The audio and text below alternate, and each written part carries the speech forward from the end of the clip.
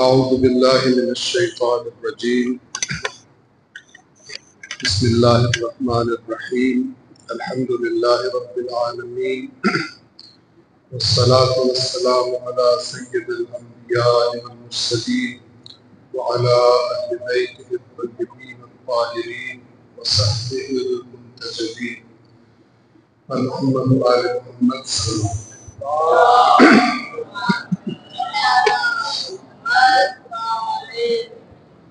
سب سے پہلے خود اپنے آپ کو اور تمام مومنین کو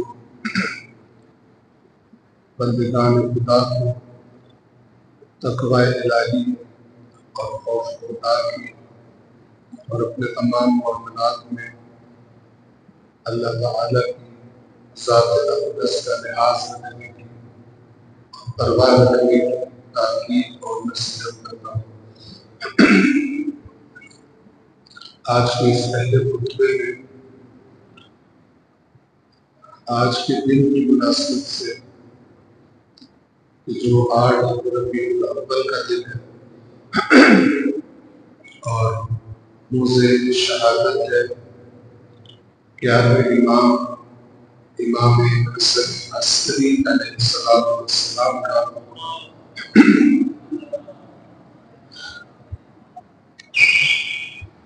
تو امام علیہ السلام کی ایک حدیث جس میں امام عسکری علیہ السلام نے اپنے پیروکاروں یعنی اپنے شیعوں کو کچھ نصیحتیں فرمائی اور اس حدیث کو شروع کرنے سے قبل اپنی اور آپ سب کی توجہ کے لیے یہ بات عرض کروں کہ بالعموم ائمہ اہل بیت کو یاد کرنا، ان کے ایام بنانا، چاہے ولادتوں کے ہوں چاہے شہادتوں کے ہوں، اور ائمہ کے تبسل سے اپنی حاجات طلب کرنا اور یہ امید رکھنا کہ روز قیامت ائمہ کی شفاعت ہماری نجات کا سبب بنے گی، ان چیزوں پر ہماری توجہ زیادہ ہے، لیکن جو سب سے اہم چیز ہے ائمہ کے بارے میں اس پر ہماری توجہ بہت کم ہے، اور اس کی وجہ شاید یہ ہے کہ ہمیں ائمہ کا تعارف اسی طرح کروایا گیا۔ وہ سب سے زیادہ اہم چیز کہ اگر وہ نہ ہو تو پھر باقی چیزوں کی توقع رکھنا بیجا ہے۔ وہ اصل چیز کون سی ہے؟ وہ اصل چیز وہ ہے کہ جس کے بارے میں اللہ نے، رسول نے اور ائمہ نے ہم سے مطالبہ کیا ہے، اور اس مطالبے کو پورا کرنے کے نتیجے میں ہماری نجات ہے، نہ کہ اس کو پس پش ڈال دینے سے۔ اور وہ مطالبہ کیا ہے؟ ان کی اطاعت کا مطالبہ، ان کی فرمانبرداری کا مطالبہ، اپنی شخصیات کو ان کے بتائے ہوئے فرامین اور ان کی بتائی ہوئی صفات کے مطابق اپنی شخصیات کو بنانا، اپنی عادتوں کو تبدیل کرنا، اپنے اندر وہ اخلاق پیدا کرنا جو ہمیں ائمہ کی فرامین سے ملتے ہیں۔ لیکن ان کا بیان بھی بہت کم دکھائی دیتا ہے، اور ظاہر ہے کہ پھر ان کا اثر بھی ہماری زندگیوں میں بطور قوم کم دکھائی دیتا ہے۔ تو توجہ سے امام عسکری علیہ السلام کے اس فرمان کو سنیں گے۔ اپنے شیعوں سے اور اپنے پیروکاروں سے مخاطب ہو کر امام اس طرح سے فرماتے ہیں: اوصیکم بتقوی اللہ، اوصیکم میں تمہیں وصیت کرتا ہوں بتقوی اللہ، اللہ کے تقوی۔ اکثر ائمہ کے فرامین کے ارشادات کے خطبات میں ابتدا تقوی کے ذکر سے ہوتی ہے، اور یہ ائمہ ہی کے فرامین ہے کہ جس میں نماز جمعہ کی امامت کرنے والے کو یہ تاکید کی گئی کہ دونوں خطبوں میں مستحب ہے کہ پہلے تقوی کے ذکر سے آغاز کیا جائے۔ اور ہم یہاں کئی بار عرض کر چکے اور پھر بھی عرض کرتے ہیں کہ اللہ تعالیٰ نے اپنی کتاب میں نیک اعمال کی قبولیت کی شرط تقوی کو قرار دیا۔ کیا مطلب یہ کہ صرف عمل کا اچھا ہونا کافی نہیں، بلکہ اس عمل کی جو بنیاد ہے، اس میں جو وسائل استعمال کیے گئے ہیں، ان سب میں تقوی کا لحاظ ہونا ضروری ہے۔ مثلاً ایک انسان اچھا عمل کرتا ہے اور مثال کے طور پر کسی ضرورت مند کی مدد کرتا ہے، اسے پیسے دیتا ہے، وہ بھی ایک بہت اچھا عمل ہے، لیکن اللہ کی بارگاہ میں قبول کب ہوگا؟ جب اس کی بنیاد بھی اچھی ہوگی اور تقوی ہوگی۔ بنیاد اچھی ہوگی کیا مطلب؟ سب سے پہلی بات کہ وہ مال جس کے ذریعے کسی کی مدد کر رہا ہے، وہ مال حلال طریقے سے اس نے کمایا، غلط طریقے سے وہ مال نہ کمایا۔ غلط طریقے سے اگر مال کمایا ہے اور اس سے کسی کی مدد کی ہے تو گویا ایک جرم کے بعد دوسرا جرم کیا۔ پہلا جرم تھا حرام طریقے سے کمانا، اور دوسرا جرم تھا اس مال کو استعمال کرنا جس کے استعمال کی اسے اجازت نہیں ہے، کیونکہ وہ اس کا ہے نہیں، کیونکہ انسان مال کا مالک تب بنتا ہے جب حلال طریقے سے کمائے۔ اس کے ساتھ ساتھ دیگر چیزیں بھی کہ نیت اللہ کی رضا اور اس کے قرب کی ہو، نہ کہ لوگوں کو دکھانے کی۔ بس یہ میں نے مثال دی کس بات کی کہ فقط نیک عمل ہونا ضروری نہیں ہے، بلکہ اس عمل کی بنیاد تقوی پر ہونا ضروری ہے۔ عمل اچھا ہونا فقط شرط نہیں ہے، بلکہ اس عمل کا طریقہ اچھا ہونا بھی شرط ہے۔ قرآن کریم میں اللہ فرماتا ہے انما یتقبل اللہ من المتقین، اللہ تعالیٰ صرف متقین سے قبول فرماتا ہے۔ انما کا معنی معلوم ہے، صرف اور فقط کا معنی، یعنی غیر متقین سے قبول نہیں کرتا۔ جن کے عمل کی بنیاد تقوی پر نہ ہو، ان کے اعمال کو اللہ تعالیٰ قبول نہیں فرماتا۔ صلوات پڑھیں محمد والے۔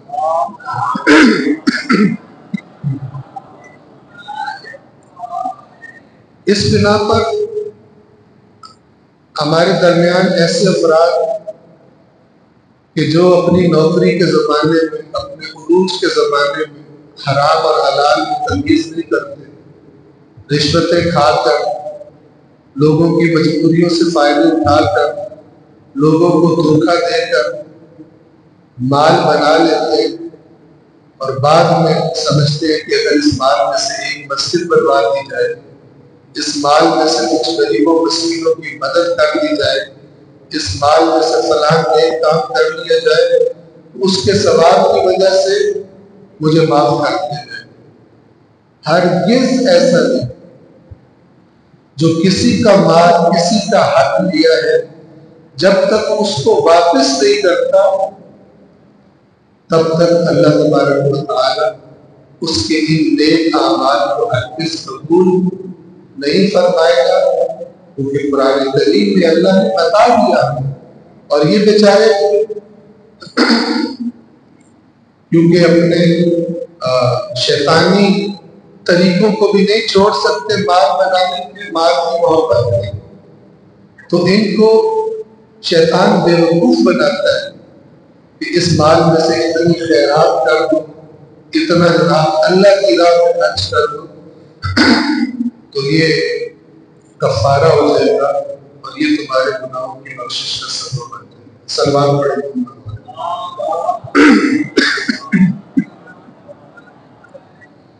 اسی وجہ سے اکثر ائمہ کی کلام کی ابتدا تقویٰ کے ذکر سے، کیونکہ اگر تقویٰ نہ ہو تو بعد والی باتیں کوئی فائدہ نہیں۔ وہ جو مشہور آیت ہے جسے ہم آیت وسیلہ کہتے ہیں، جس میں وسیلے کا ذکر آیا، اس کی ابتدا بھی اللہ نے تقویٰ سے کی۔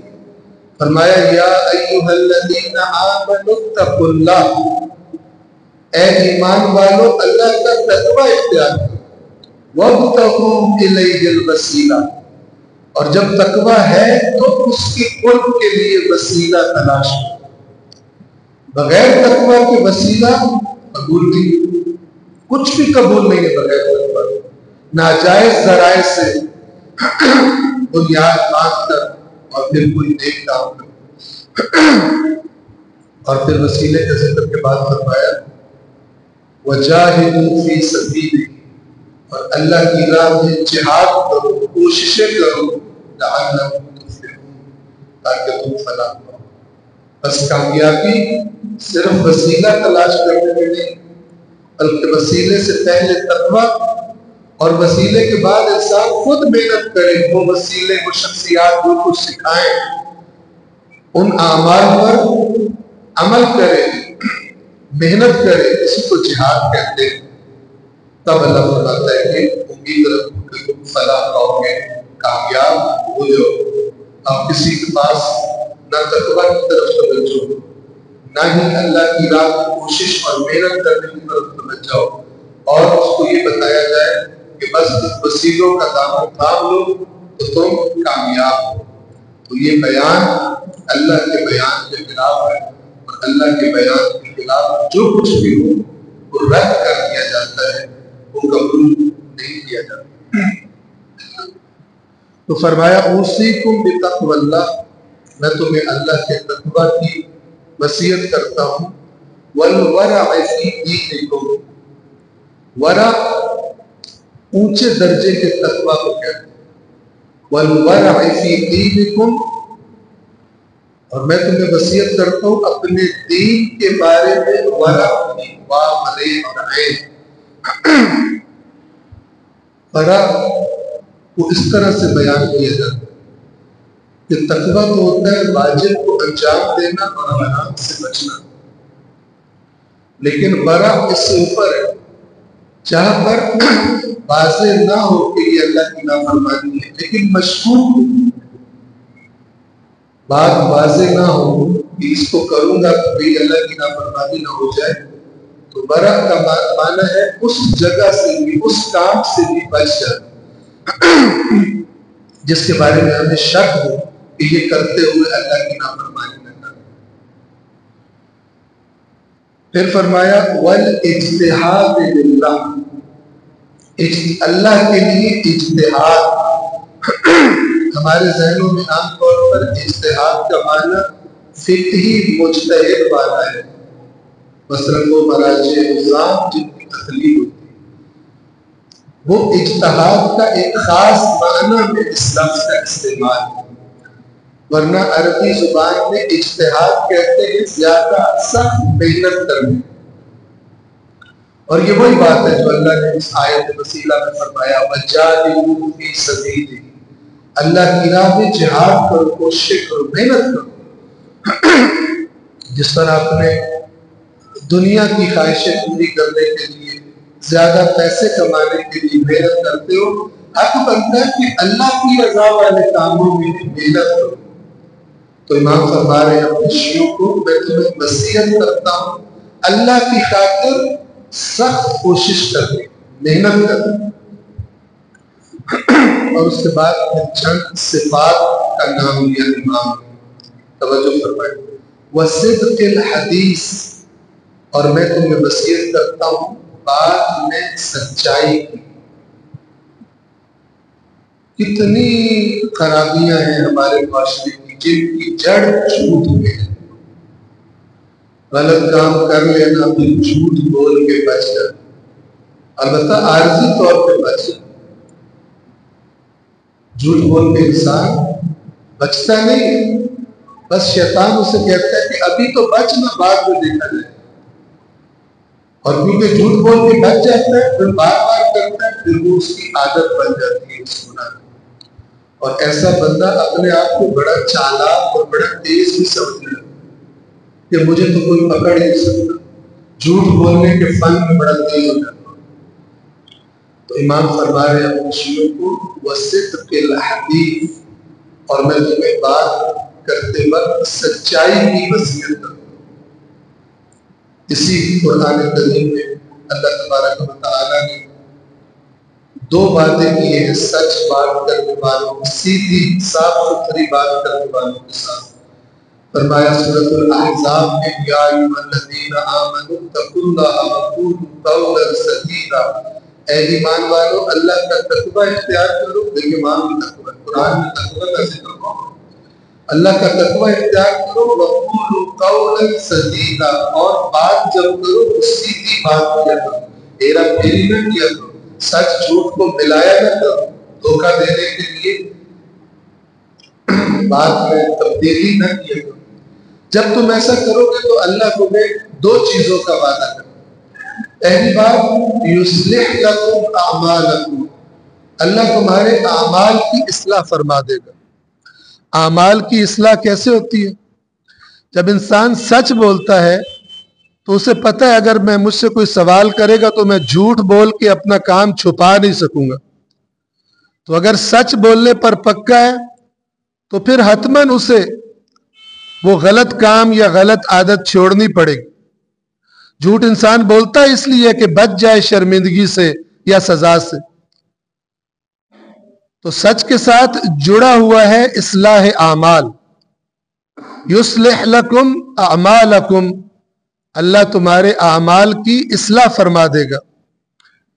پھر سوال ذہن میں آئے کہ پروردگار سچ کی طرف آنے سے پہلے جو اعمال کیے تھے ان کا کیا بنے گا؟ تو دوسرا وعدہ فرمایا وَيَغْفِرْ لَكُمْ ذُنُوبَكُمْ، اور اللہ تمہارے گناہوں کی بھی مغفرت کر دے گا۔ ایک سچ کی وجہ سے، آئندہ اعمال کی اصلاح سچ کی برکت سے، اور گزشتہ گناہوں کی معافی یغفر لکم ذنوبکم، تمہارے گزشتہ گناہوں کو بھی معاف فرما دے گا۔ صلوات پڑھے محمد وعلم۔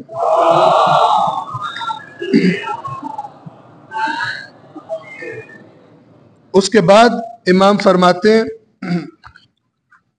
وَأَدَاءِ الْأَمَانَةِ إِلَى مَنِ ائْتَمَنَكُمْ مِنْ بَرٍّ أَوْ فَاجِرٍ، اور امانت ادا کرنا، امانت کو واپس کرنا جس کی امانت ہے۔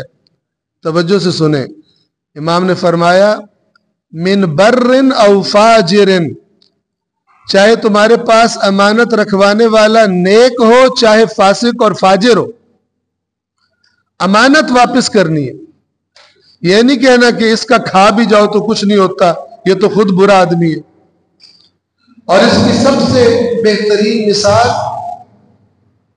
جن لوگوں نے اللہ کے رسول صلی اللہ علیہ وآلہ وسلم کے قتل کا منصوبہ بنایا، صلوات پڑھے رسول اللہ کے ذات پر۔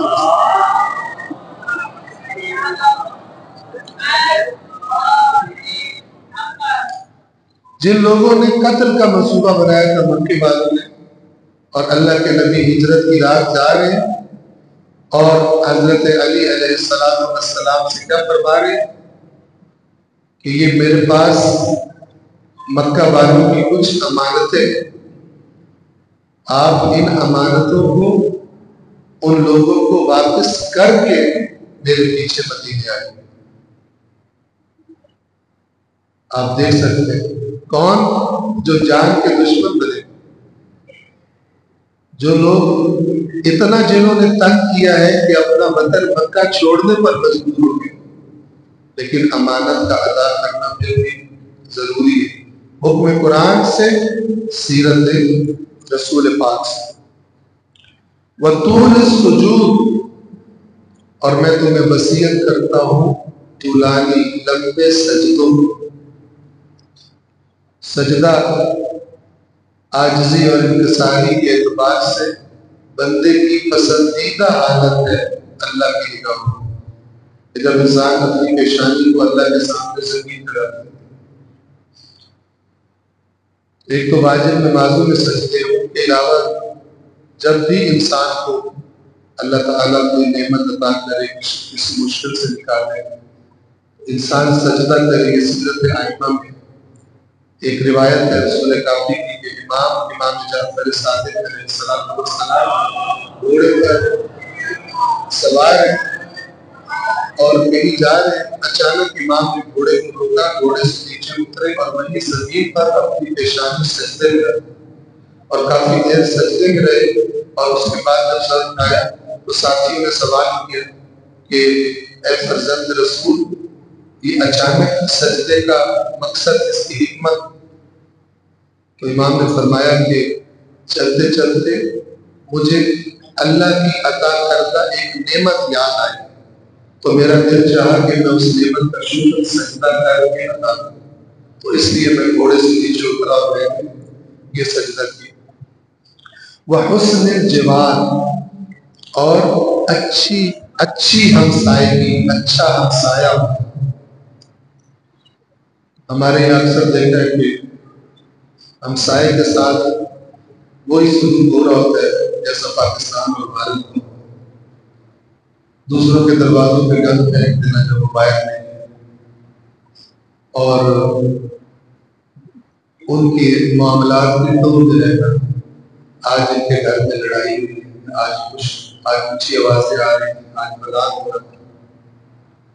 تو ان چیزوں کا تعلق ابلیس سے تو ہے، ائمہ ہدایت سے۔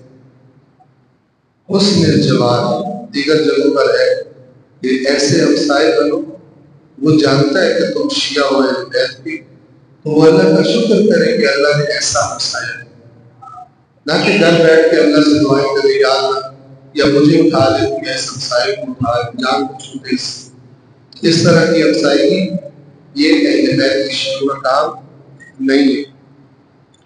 اب ان صفات کا ذکر کر کے پھر امام کیا فرماتے ہیں؟ توجہ سے فرماتے ہیں کہ اصل دین ہے، زبانوں سے دعوے کرنا اصل دین نہیں، کسی خاص رنگ کے کپڑے پہن لینا اصل دین نہیں، خاص طریقے سے کچھ چیزوں کو اپنا لینا یہ دین نہیں، کچھ رسومات کو اپنا لینا یہ دین نہیں۔ اپنی خواہش پر اللہ کی خواہش کو ترجیح دینا اور اپنی بری عادتوں کو چھوڑ کر اچھی کو اپنا لینا یہ دین۔ تو ان صفات کا ذکر کر کے امام فرماتے ہیں فَبِهَذَا جَاءَ مُحَمَّدٌ صلی اللہ علیہ وآلہ، تو یہ لے کر آئے تھے اللہ کے رسول، یہ دین لائے تھے، یہ اصل دین ہے، نہ کہ زبانی دعوت۔ اور اس کے بعد امام اپنے ماننے والوں کو اہل سنت کے بارے میں، جو شیعہ نہیں ائمہ ان کے بارے میں نصیحتیں فرماتے ہیں۔ اور یہ امام عسکری علیہ السلام کی یہ حدیث اس زمانے میں بڑی کام آئی، جب ایک زمانے میں چند سال پہلے داعش نامی تنظیم نے عراق کے بہت سارے علاقوں پر قبضہ کر لیا تھا، اور پھر آیت اللہ سیستانی کے فتویٰ سے جہاد کا آغاز کیا گیا اور نوجوان نکلے اور داعش سے مقابلہ کیا اور ان سے وہ علاقے آزاد کروا لیے۔ اب خطرہ تھا اور دشمن بھی پروپیگنڈا کر رہا تھا کہ یہ شیعہ ہیں اور وہ علاقے جو داعش سے چھڑوائے گئے ہیں وہ سنی اکثریت والے علاقے ہیں، تو کہیں ان کے ساتھ برا سلوک نہ ہو۔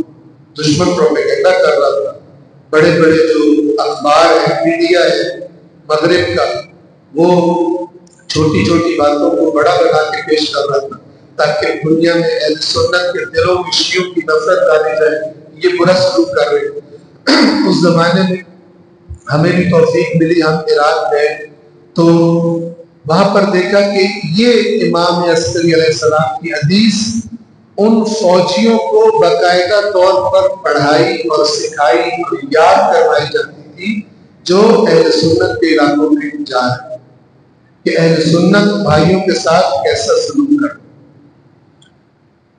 صلوا فی عشائرہم، ان کی جماعتوں میں جا کر نماز پڑھو، ان کی نمازوں میں شریک ہو. واشہدوا جنائزہم، ان کے جنازوں میں جاؤ. اگر کوئی اہل سنت بھائی دنیا سے چلا جائے ان کے جنازوں میں شرکت کرو. وعودوا مرضاہم، اگر ان میں سے کوئی بیمار ہو جائے تو ان کی عیادت کے لیے جاؤ، ان کا حال پوچھنے کے لیے جاؤ. وَأَدُّوا حُقُوقَهُمْ، اور ان کے حقوق ادا کرو.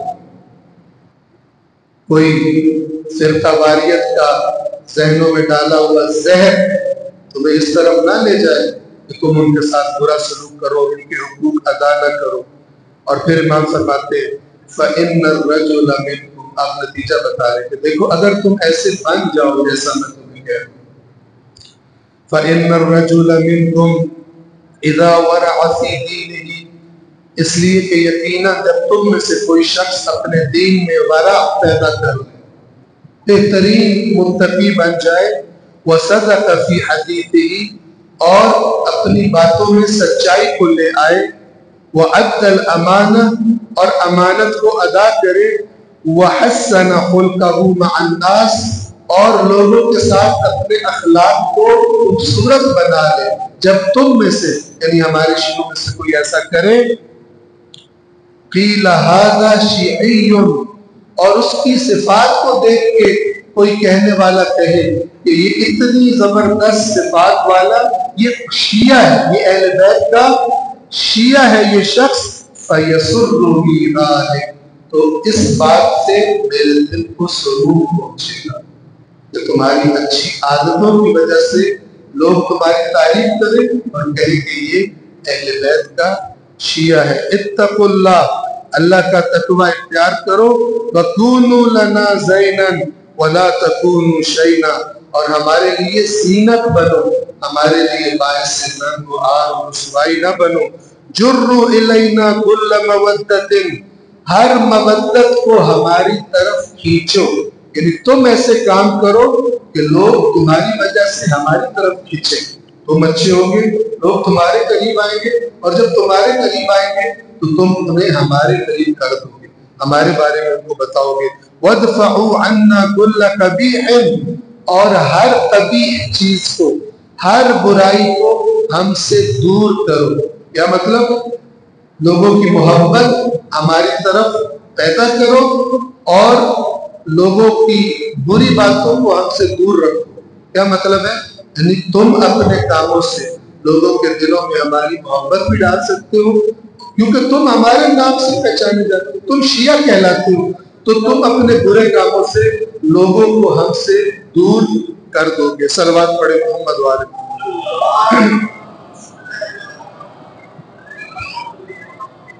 حدیث یہاں پر تمام نہیں ہے، لیکن چونکہ وقت کافی گزر چکا ہے اور ہم دوسرے خطبے کی طرف جائیں گے، یہی پر تمام کرتے ہیں. بسم اللہ الرحمن الرحیم. والعصر ان الانسان لفی خسر الا الذین آمنوا وعملوا الصالحات وتواصوا بالحق وتواصوا بالصبر.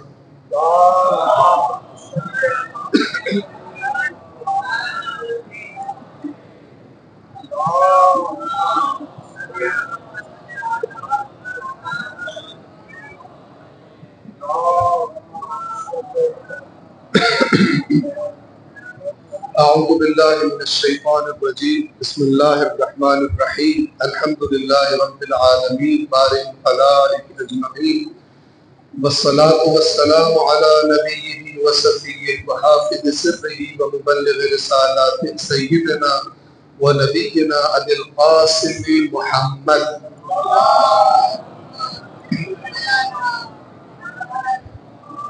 وعلى أمير المؤمنين علي بن أبي طالب وعلى فاطمة الزهراء سيدة نساء العالمين وعلى الحسن والحسين سيدي شباب أهل الجنة وعلي بن الحسين ومحمد بن علي وجعفر بن محمد وموسى بن جعفر وعلي بن موسى ومحمد بن علي وعلي بن محمد والحسن بن علي والخلف القائم المهدي المنتظر صلوات الله وسلامه عليهم أجمعين. اللهم اغفر للمؤمنين والمؤمنات والمسلمين والمسلمات الأحياء منهم والأموات. تابع بيننا وبينهم بالخيرات إنك مجيب الدعوات إنك على كل شيء قدير. صلوات پڑھیں محمد والے.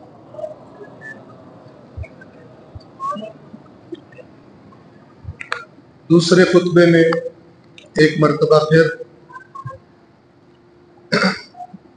پہلے اپنے آپ کو اور پھر آپ تمام مومنوں کو نمازیوں کو اللہ کے تقوی کی تاکید اور نصیحت کرتا ہوں.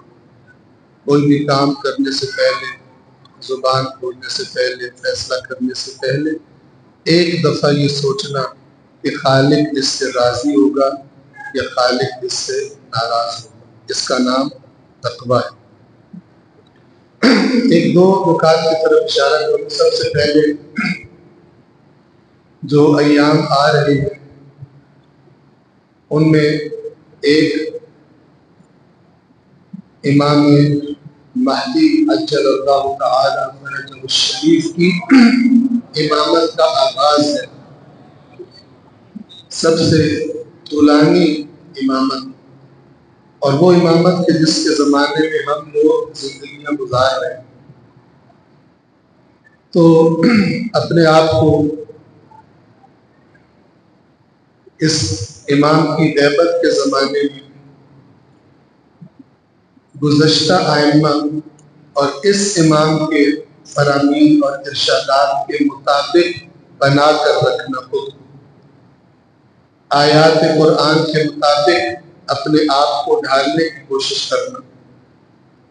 اپنے اگر خلاصہ کروں تو اپنے علم میں اور اپنے عمل میں اضافے کی کوشش کرنا. اس لیے کہ اگر علم ہو بھی جائے لیکن وہ علم عمل میں نہ آئے تو مولا فرماتے ہیں کہ یہ علم قیامت کے دن وبال جان بن جائے. تو اپنے علم اور عمل میں اضافے کے ذریعے اپنے زمانے کے امام کے قلب کو راضی رکھنے کی کوشش کرنا. دوسری جو مناسبت آ رہی ہے وہ ربیع الاول میں میلاد رسول اللہ صلی اللہ علیہ وآلہ وسلم کے ایام. یہاں پر بھی معاملہ وہی ہے کہ اصل جو اللہ کا مطالبہ ہے قرآن میں واضح لفظوں میں وہ رسول کی اطاعت اور رسول کی سیرت پر عمل. جو رسول تمہیں دے اسے لے لو اور جس سے رسول منع کر دے اس سے رک جاؤ. ما آتاکم الرسول فخذوہ وما نہاکم عنہ فانتہوا واتقوا اللہ ان اللہ شدید العقاب. اور اگر ایسا نہیں کرو گے یہ تقوی تمہارے اندر نہیں ہوگا. تقوی کی ایک شکل کیا ہے؟ جو رسول دے وہ لے لو، یعنی جو حکم دے وہ کرو، اور جس سے رسول روک دے اس سے رک جاؤ اور اللہ کا تقوی اختیار کرو. نہیں کرو گے واتقوا اللہ واعلموا، پھر جان لو ان اللہ شدید العقاب، اللہ بہت شدید سزا دیتا. اور یہ کچھ نہ کچھ سزا ہم اس پاکستان میں بھگت رہے ہیں. یہ معاشرہ جو پاکستان کا ہے حکمرانوں اور طاقتور لوگوں کی بدماشیوں اور بدعنوانیوں اور کرپشن کی وجہ سے پاکستان کا عام شہری اس کی فریاد بلند ہے. مہنگائی کی وجہ سے، بجلی اور گیس کے بلوں کی وجہ سے. لیکن اس قوم کو یہ عقل نہیں آئی کہ ان بے ایمانوں کو اس وقت تک اللہ آپ کے سروں سے نہیں ہٹائے گا جب تک یہ قوم خود اپنی عقل اور اپنے شعور کے مطابق عمل نہیں کرتی اور خود کو میدان میں رکھنا سیکھتی نہیں. تو ابھی جشن کے ایام آئیں گے، 12 ربیع الاول ہوگا، 17 ربیع الاول ہوگا، جشن منائے جائیں گے. کچھ لوگ تو اپنے چسکے پورے کرنے کے لیے بھگڑے لگائیں گے، توجہ فرما رہے ہیں. لیکن جو کام نہیں ہوگا وہ اللہ کے رسول کی سیرت پر عمل. ربیع الاول گزر جائے گا، پاکستان کی کرپشن ویسی رہے گی، پاکستان کے جھوٹے جھوٹے ہی رہیں گے، پاکستان کے حرام خور ہی رہیں گے، اور سمجھیں گے جڑیاں لگا کر قیامت کے دن ہمیں رسول اللہ کی شفاعت کا مالی، رسول اللہ کی لعنت کماتا ہے حرام کو، رسول اللہ کی شفاعت نہیں کماتا۔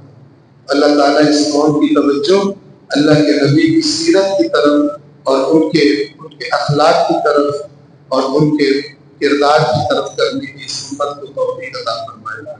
اور آخری بات، آج 8 ربیع الاول، کل بھی ایک جگہ پر جب ہم مجلس پڑھ رہے تھے تو وہاں بھی اعلان ہوا اور کئی جگہوں پہ اعلان ہوگا، اور وہ اعلان یہ ہوتا ہے کہ اپنے ائمہ سے خطاب کر کے کہ آج ایام عزا کا اختتام ہو رہا ہے، تو اگر ہم اگلے سال زندہ ہوئے تو انشاءاللہ یہ کام پھر کریں گے۔ یہ بڑی اچھی بات ہے، لیکن اس میں بھی ایک غفلہ ہے، اور وہ غفلہ کیا ہے کہ پھر سننے والے سمجھتے ہیں کہ ائمہ کا تقاضا یہی ہے کہ محرم شروع ہو تو کالے کپڑے پہنو، غم مناؤ، اور پھر 8 ربیع الاول کو سارا کام ختم کرو، 9 کو بھنگڑے ڈالو، اور اس کے بعد سال جیسے دل کرتا ہے گزارو محرم۔ اس اعلان میں اصلاح ہونی چاہیے کہ ان 2 مہینوں میں 2 مہینے 8 دن میں ہم نے جو دین سنا ہے، ذکر اللہ، ذکر رسول، ذکر اہل بیت سنا ہے، اب ہم اللہ سے اور رسول سے اور اپنے اماموں سے وعدہ کرتے ہیں کہ ہمارا اب جو سال آ رہا ہے اگلے محرم سے پہلے، یہ اس محرم سے پچھلے والے سال سے بہتر گزرے گا، ہمارا اخلاق بہتر ہوگا، ہماری اچھی صفات بہتر ہوں گی، ہم ایک بہتر مومن اور ایک بہتر شیعہ اور ایک بہتر انسان بنیں گے۔ اس بات کا بھی عہد کیا جائے ائمہ کے ساتھ، فقط اس بات کا عہد کرنا اگلے برس بچے کو یہ غم ہے، ہم ہیں اور یہ غم پھر ہے، تو کہیں یہ نہ ہو کہ اس کو اتنا تکرار کیا جائے کہ لوگ سمجھیں کہ ہم نے غم ہی منانا ہے، باقی اہل بیت کی باتیں ہمارے لیے نہیں۔ تو یہ محرم و سفر بلکہ یہ ولادتیں اور شہادتیں، ان کی حکمت یہی ہوتی ہے کہ جو باتیں بھول گئی ہیں ان ہستیوں کی، وہ باتیں دوبارہ لوگوں کو یاد کرائی جائیں تاکہ زندگیاں اس کے مطابق ہو سکے، کیونکہ ان تمام ہستیوں کا اصل اور بنیادی ہدف انسانوں کو تبدیل کرنا تھا۔ بقول نہج البلاغہ میں مولا علی علیہ السلام کے کہ اللہ نے اپنے رسول کو اس لیے بھیجا تاکہ انسانوں کو، اس کے بندوں کو بتوں کی عبادت سے نکال کر ایک اللہ کی عبادت کی طرف لے آئے، اور ابلیس کی اطاعت سے نکال کر اللہ کی اطاعت کی طرف لے آئے۔ تو اللہ کی اطاعت کی طرف دعوت دینے والے ہیں اللہ کے رسول اور ائمہ اہل بیت، اور اگر اللہ کی اطاعت نہ ہو اور ائمہ کا نام بول دیا جا رہا ہو، اگلے سال ہم یہ کام کریں گے، تو اس کا مطلب ہے شیطان نے اس دودھ میں بھی اپنا گندا پانی ملا دیا، اور آدھی بات کر کے ہمیں مطمئن کیا جا رہا ہے تاکہ آدھی بات کہ جو بنیادی ترین اہمیت رکھتی ہے اس کی طرف سے یہ قوم غافل ہو جائے۔ اللہ تعالیٰ سے دعا ہے کہ پروردگار ہمیں حقیقت میں شیعیان محمد و آل محمد علیہ السلام اور ان کے حقیقی پیروکار اور خدمت گزار اور فرما بردار بننے کی توفیق عطا فرمائے۔ بسم اللہ الرحمن الرحیم، قل هو اللہ احد اللہ الصمد لم یلد ولم یولد ولم یکن له کفوا احد۔ صدق اللہ العلی العظیم، والسلام علیکم ورحمۃ اللہ وبرکاتہ۔